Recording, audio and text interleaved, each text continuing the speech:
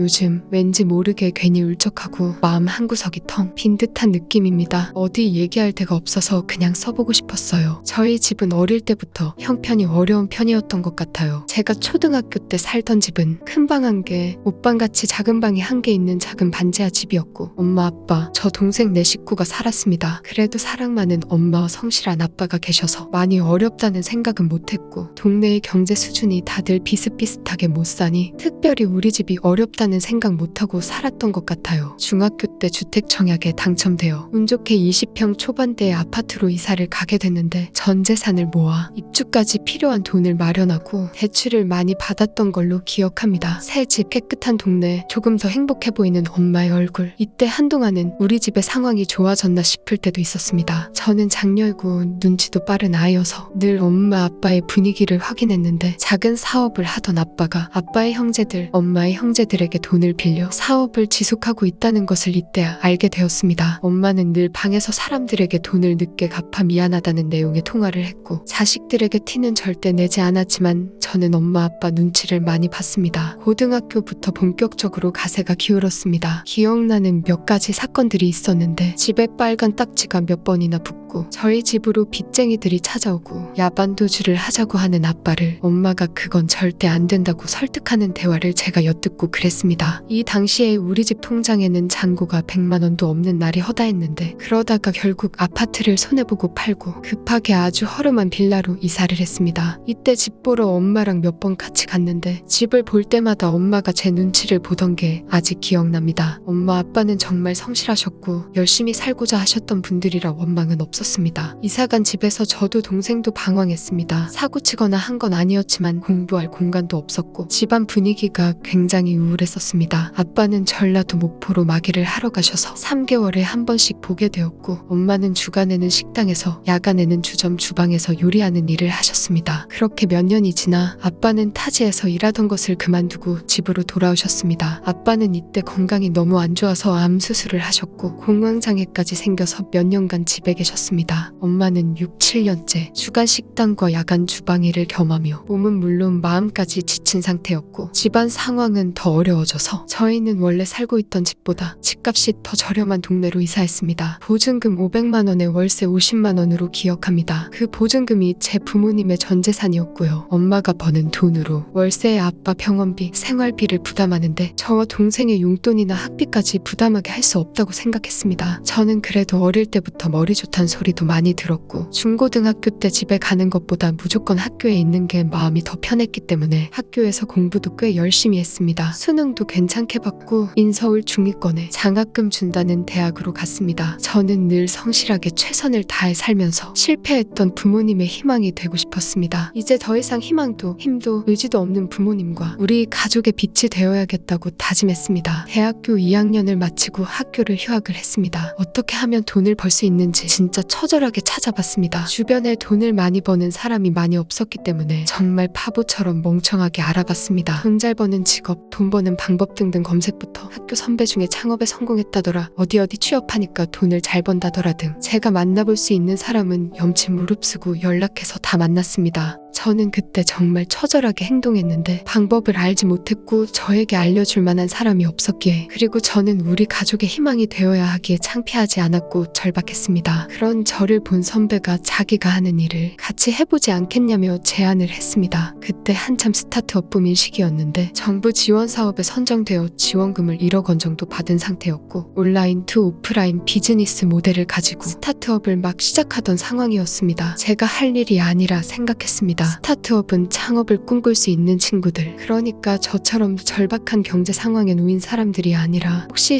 실패하더라도 언제든 돌아갈 곳이 있는 사람들, 이런 실패가 곧 인생의 실패로 직결되는 게 아니라 곧 경험이 된다고 이야기할 수 있는 그런 사람들이 해야 한다고 생각했기 때문에 거절했는데 선배는 저에게 3번이나 같은 제안을 했고 더 이상 거절하기 어려워 저는 제 상황을 솔직하게 말했습니다. 물론 전 그 당시에 제 가정사를 말하는 것이 괜히 자존심 상하는 일이라 전부 말하진 않았지만 애써 둘러서 제가 돈을 빠르게 벌어야 하는 이유를 설명했습니다. 선배는 이야기를 듣고 그렇다면 더 본인과 함께 일해야 하는 이유와 새로운 제안을 했습니다. 첫째, 집에 보탬이 되어야 한다면 아무리 대기업을 간다 해도 그 역할을 감당하기 어렵다. 현실적으로 그만한 돈을 벌 벌려면 사업을 하거나 장사를 하거나 다른 방법을 찾아야 한다. 둘째, 딱 2년만 해보자. 이 아이템은 시장성, 경쟁력, 차별점 등등 모든 면에서 성공할 수 있다고 생각한다. 2년만 해보고 실패하면 그때 취업 준비를 하더라도 넌 아직 25살이라 좋은 경험이 될 것이다. 셋째, 너의 성향이 스타트업의 멤버로 일하기에 매우 적합하다고 생각한다. 지원 사업에 선정되어 직원 급여로 쓸 수 있는 예산이 있으니 내 사정을 고려하여 150만 원씩 월급을 주겠다. 그래서 저는 일부의 지분과 월 급여 150만 원씩을 받으며 일을 시작하게 되었습니다. 당시에는 솔직히 뭘 해야 돈을 벌 수 있는지 감도 없는 상태인데 당장 150만 원씩을 준다고 하고 또 선배가 이야기하는 아이템이 성공할 수 있다는 마음도 조금 있었습니다. 선배는 우선 해보고 정 안 되겠으면 그때 그만둬도 된다고 했었기 때문에 일단 시작했습니다. 그렇게 뭔지도 모르고 시작한 그 스타트업은 2년 반 동안 정말 처절했습니다. 지원금은 다 떨어져가고 유사 어플도 다수 출시되어 시장 경쟁력을 확보하는데 어려움도 겪고 저는 150만 원씩 받지만 선배는 2년 반 동안 단 한 푼도 받아가지 않았고 이후 합류한 팀원들도 교통비 받아가며 월요일부터 일요일까지 주 7일 하루에 12시간 이상 정말 뭐에 홀린 듯 일했습니다. 스타트업을 4년 정도 유지하며 정말 말할 수 없이 많은 일이 있었습니다. 자존심은 이미 가장 먼저 버렸고 큰 것을 얻으려면 그만한 파도를 넘어야 한다는 방법을 몸소 배웠습니다. 어쨌든 우리는 그때도 적자였지만 매출 규모는 큰 스타트업으로 성장했습니다. 저는 아주 많은 일을 해야 하는 스타트업의 특성상 다른 생각할 틈도 없이 바쁘게 열심히 일했고 오히려 일할 땐 집에 대한 생각을 잊을 수 있어 좋기도 했습니다. 2년만 해보자는 선배의 말과는 다르게 4년이 넘어갔지만 그냥 그런 것 상관없이 맹목적으로 열심히 일했습니다. 직원도 저와 선배 2명에서